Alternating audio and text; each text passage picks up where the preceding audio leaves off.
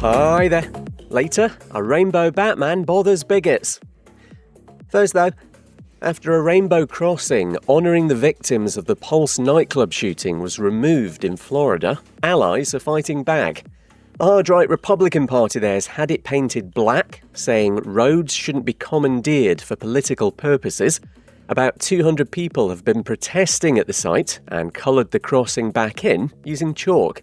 Among them, Jane Cousins. We're sick of the fascism that is trying to destroy our LGBTQ plus community in Florida. This is Pulse. This is a very sacred site. They just came in under the cover of darkness and desecrated this sacred space. And, we said, no, we're not going to let that happen. We're sick of it. We're going to push back. Thanks to Fox 35 Orlando, 49 people were killed at the LGBTQ plus venue back in 2016. The crossing's just outside it. A transgender woman who lied about being a biological male to a partner has been convicted of sexual assault. Kiara Watkin from Thornaby in northeast England performed sex acts on a man who says he wouldn't have consented if he'd known. The 21-year-old's identified as female since she was 13 but hasn't had surgery. She'll be sentenced in October. And bigots are being triggered by a new Batman video game that lets you dress him in a rainbow cape. The wokerati strikes again. Now, because they're incredibly simple, these boneheads, they don't realise he first wore one in a comic strip back in 1957. That's 21 years before the creation of the rainbow flag, and Lego Batman Legacy of the Dark Knight hasn't even got a release date yet. So calm down, you right-wing bedwetters. No time to tell you that. Zimbabwe's government's backed plans to legally recognise intersex people, and San Francisco's first ever Black Pride kicks off today. Hi there.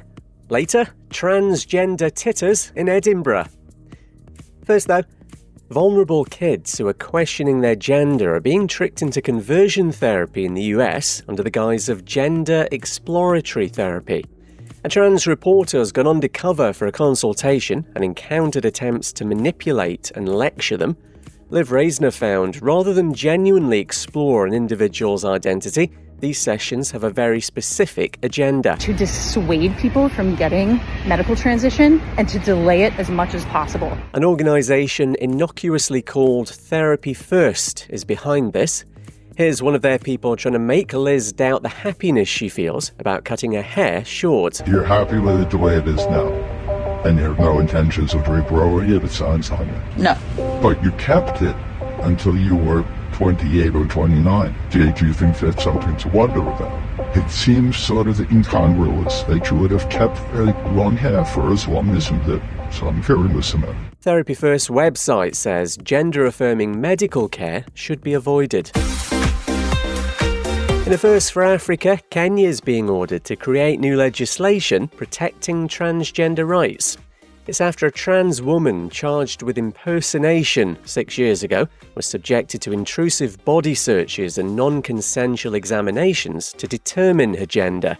A judge has now ruled this was unconstitutional and highlighted a gap in the law in the treatment of transgender people in custody. And another first, with a transgender person winning the Best Comedy Show award at the Edinburgh Fringe. Sam Nicoresti's Baby Doomers about life as a trans woman. Here's her take on Harry Potter's Wicked Grandma. A person second most famous for pretending to be a man in order to invade the male-only space of modern crime fiction. I don't need you to be gender critical of me. Thank you, I have it covered. Sam wins £10,000 and a lovely trophy. The show moves to London's Soho Theatre next week. No time to tell you that. Nyla Rose has become the first out trans wrestler to win the UK's Pro Wrestling Eve competition. And Star Trek's William Shatner's told LGBTQ plus fans at a convention to keep on queering. William, I don't know how to stop. Hi there. Later, why a proud transphobe ain't looking so proud now. We'll start though with the first Australian Football League player to come out in its 129-year history. I played in the AFL for 10 years for the West Coast Eagles, and I'm a bisexual man. Mitch Brown telling the Daily Oz he hopes this will help create the safety, comfort and space for others to speak their truth. The 36-year-old spurred into taking this step after numerous suspensions in the AFL for homophobia. During his career, he recalls hearing this conversation between two teammates. How they would feel having a shower next to a gay man. One of the players referred it, I'd rather be in a cage full of lions than have a shower next to a gay man. Isaac Rankin from Adelaide Crows has recently been suspended for 4 games for using the insult that rhymes with maggot against an opponent. ABC Radio Melbourne's heard anonymously from another ex-player about the treatment he endured. I had that word that he supposedly said written on my team photo in the club rooms, and the boys used to call me and have derogatory homophobic calls, which was just harassment, basically, is what it was. And we just need to stop it, at any cost. Mitch says the weight of hiding his sexuality played a huge part in him quitting the game, the AFL calling him courageous, with lots of love on social media. A man's been charged over 4 suspected homophobic killings in Paris. The men's bodies were found in the River Seine, south of the French capital, in a cruising area. A homeless man aged around 20 is accused of murder. 2 victims showed signs of having been strangled. And a US lawmaker who calls herself a proud transphobe had to cancel a speech after hardly anyone turned up. In your face, Nancy Mace. The hard-right Republican congresswoman could only draw 8 people to her event in South Carolina. She's taken a stridently anti-trans position to advance her political ambitions, but the 100-strong audience she claimed would attend were nowhere to be seen. No time to tell you that. The Queer Screen Film Fest starts today in Sydney, Australia. Opens with romantic thriller Plainclothes, starring Russell Tovey. Hi there. Later, why bigots at a US uni's sorority have egg on their bigoted faces. First though, calls not to demonise all transgender people in the light of claims the suspect in America's latest school shooting is trans. 2 children dead and 17 more injured at the Annunciation Catholic School in Minneapolis. Bigots leaping with unbridled glee on the gender identity of 23-year-old Robin Westman. The city's mayor is Jacob Frey. Anybody who is using this as an opportunity to villainize our trans community or any other community out there has lost their sense of common humanity. Kids died today. This needs to be about them. Westman died at the scene from a self-inflicted gunshot wound. Next, an anti-transgender excuse for a human being we mentioned the other week, now convicted of targeting 2 trans women with hate. Kirralie Smith and her Binary Australia group have relentlessly gone after the pair because they play football with their local clubs. Big crime.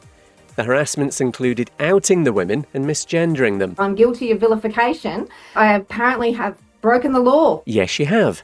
A court's found Smith incited hatred, contempt and ridicule. Her appeal against a restraining order to stop her abusing one of the women was recently rejected.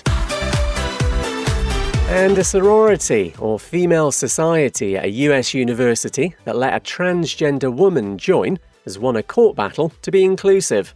6 former members of Kappa Kappa Gamma at Wyoming Uni sued the group, saying there'd been a breach of contract. Because they're so bigoted, they've been pursuing this for nearly 3 years. A judge has ruled the sorority can define women as it chooses. Hi there. Later, there's a gay femboy on the rampage. First though, bit of an update on yesterday's top story, and one of the 2 trans women who've won a legal fight against an atrocious bigot in Australia is speaking out. Riley Dennis and Stephanie Blanche have been relentlessly targeted by hate-monger Kirralie Smith because they play in female football competitions. The director of anti-trans organisation Binary Australia convicted of vilification earlier this week for inciting hatred, contempt and ridicule. Lots of abuse came Riley's way, who says she thought about giving up playing. It suddenly felt like not safe to go to training or to go to games, and it felt really tense and scary, and it went from being this thing that was really fun and exciting and new and competitive to being like, I didn't want to be there, but I don't want to leave soccer. Like, I love soccer. I love playing. It's something that brings me so much joy. Smith, who's just dreadful, finds out a punishment at a later date could be a substantial fine. Fingers crossed. There's an LGBTQ plus wedding marathon on Sunday at a queer-owned bookstore in the US. The Love Can't Wait Another Day event at All She Wrote Books in Massachusetts is in response to ongoing efforts to overturn same-sex marriage in America. Couples are invited to make it official while they can. And a computer virus called Gay Femboy is attacking the likes of telecoms, construction and media businesses around the world. Experts with big brains say the malware is very sophisticated and call it a high-severity threat. It incorporates domain names like iKissBoys, Furry Femboys and Twink Finder. And I don't know what this means, but apparently you activate a system's backdoor access with the string meow meow. No time to tell you that. It's Wear It Purple Day in Australia, celebrating LGBTQ plus young people. Out gay footballer Josh Cavallo speaking at the UK's Football Pride event later. Prisma Queer Film Festivals all weekend in Cork in Ireland.